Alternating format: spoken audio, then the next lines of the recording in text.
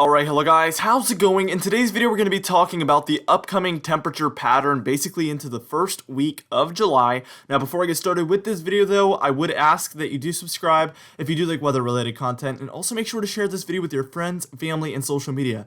I also invite you to join our very fun and very exciting Discord. I'm very active in there, and you can also interact with me and other weather geeks about the weather if you do love weather. That's going to be in the pinned comment down below. I would love to see you there. Now for today's comment of the day, I want to know, how do you think June has gone so far in your area? Let me know where your area is and how it's gone, and I'll be picking one of those for tomorrow's video. Now let's get into this video, and we're going to be taking a look at a couple of days ago and how the temperature pattern looked back then.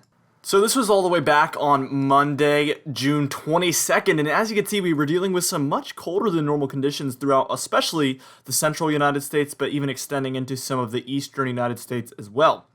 We did have a heat wave along the east coast there where we see a lot of those reds, especially the further south you go, the hotter it was, even though the more above normal temperatures are up in New England, still the warmer temperatures that you were feeling was still further south. So areas like Virginia, the Delmarva, New Jersey, North Carolina, South Carolina, we definitely had a heat wave there. I can definitely testify that here in Virginia, we dealt with 90s for 3 days in a row, which was considered a heat wave. All right, now let's take it all the way to today, and as you can see, those colder than normal conditions have become less colder than normal, but they have moved further east, and we're really going to see these kind of take over the pattern for at least a few days here. So what we're going to do is we're going to move on past today and just take a look at the future finally. All right, and here we are taking a look at Friday afternoon, which is going to be tomorrow from the time I'm making this video, June 26th. And you can see that we have much colder than normal conditions for a lot of the south central and some of the Great Plains regions of the United States as well. But we do have some warmer than normal conditions up there for the New England states and some areas near the Ohio Valley and the Great Lakes. But really, everything's just scattered around as we get to this point. The pattern isn't very clear yet. Let's take it to Saturday afternoon.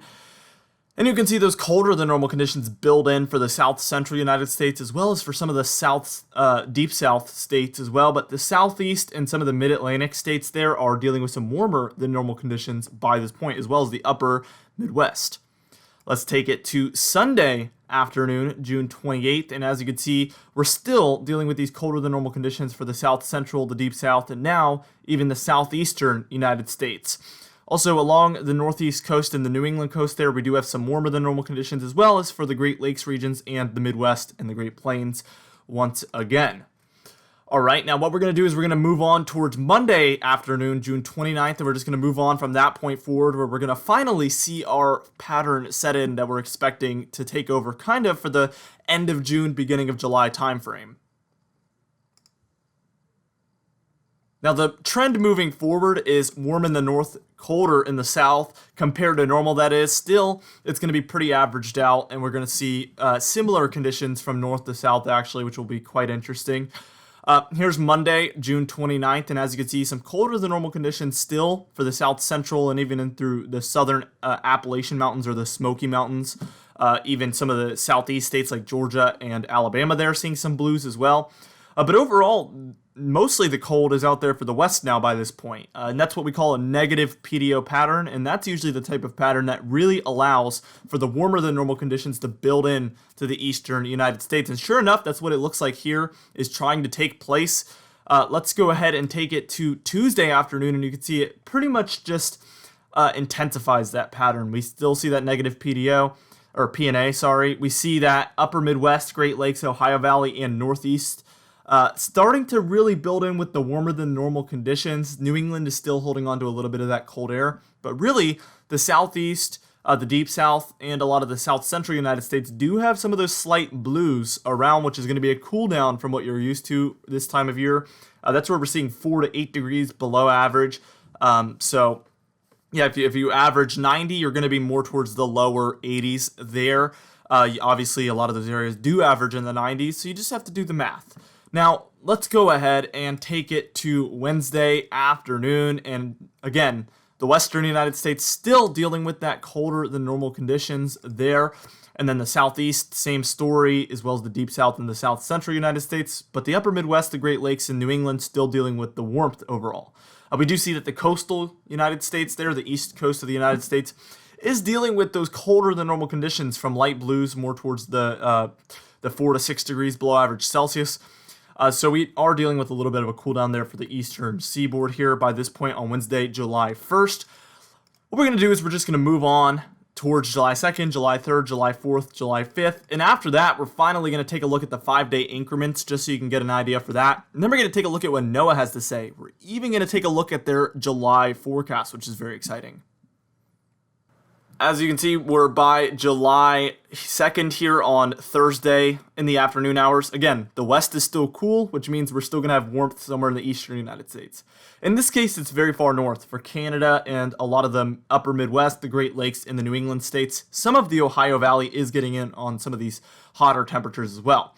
But we see the southeast, the deep south, the south central United States, and the plains are all colder than normal by this point. Even some of the mid-Atlantic coast there as well, like Maryland, New Jersey, and eastern Pennsylvania, getting a little bit colder than normal conditions, as you can see by this point on Thursday, July 2nd.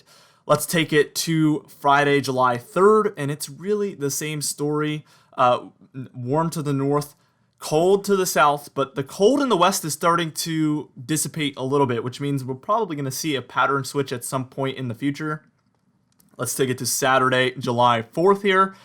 And as you can see, what's happening here is it looks kind of sloppy, right? You can see that there's blues and yellows all scattered around, and really there's no confidence in anything. The only thing they're confident in is the warmth up there for the Northeast, the upper Midwest, the Great Lakes, and some of the Ohio Valley.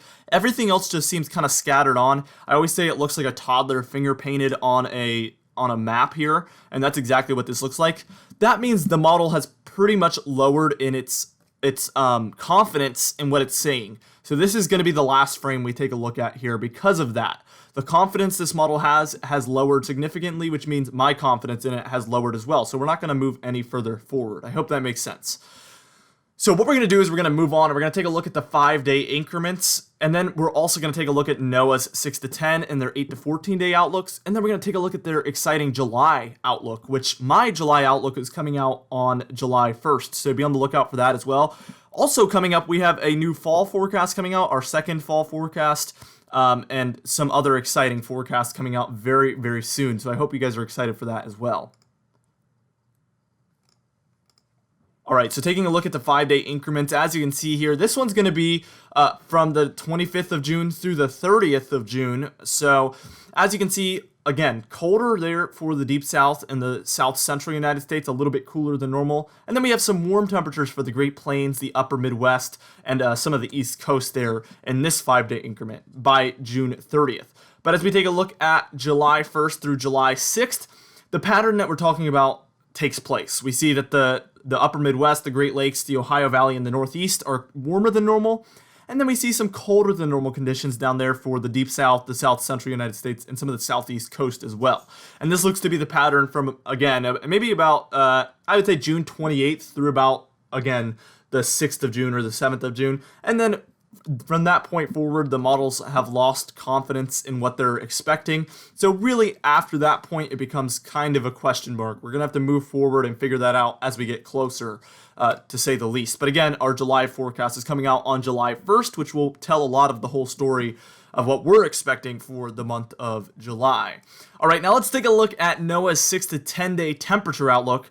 Again, look out west. We see those colder than normal conditions, and this is going to be for the 30th through the 4th of July, by the way, so the 30th of June to the 4th of July, and that's what we call a negative PNA, and we always see that, and then that allows for warmer than normal conditions to take over for the eastern United States. As you can see, NOAA's a little less confident in those colder than normal conditions down there for the south central and southeastern United States. I'm a little more confident in it than they are. I've seen all the models that they show some colder than normal conditions built in further south in the southeastern United States, so that's why I'm calling for that. However, NOAA does not think that's going to be the case. So again, trust who you want. I don't think it's going to appear how they're saying. I think we're going to have a little bit more colder than normal conditions than what they're expecting. Then here's their 8 to 14 day outlook, which is going to be from July 2nd through July 8th. And they have a little bit of those colder than normal conditions out west, but not quite as much.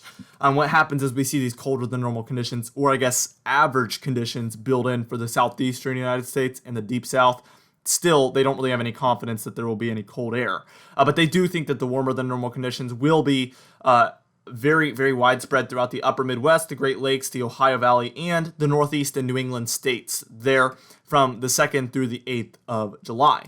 Now, here's that July outlook from NOAA, and as you can see, they think it's going to be an absolute torch, but the areas that they are most confident in the warmth is the northeast coast and the mid-Atlantic states there, and then also the southwestern United States, including the Great Plains, the Four Corner States, and the Rockies, areas like that. But really, overall, they think it's going to be warm everywhere. The least likely to be warm is the Deep South, the Southeast, and then up through the upper Midwest and some of the Great Lakes in the Ohio Valley, but still, they think it's more chance than not that it will be above average temperatures.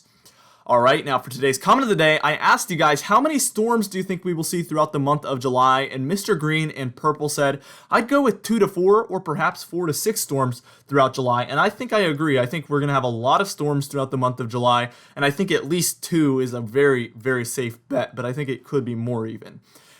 Anyway, thank you so much for watching this video. Again, be sure to share it with your friends, family, and social media. I will see you guys in the next video.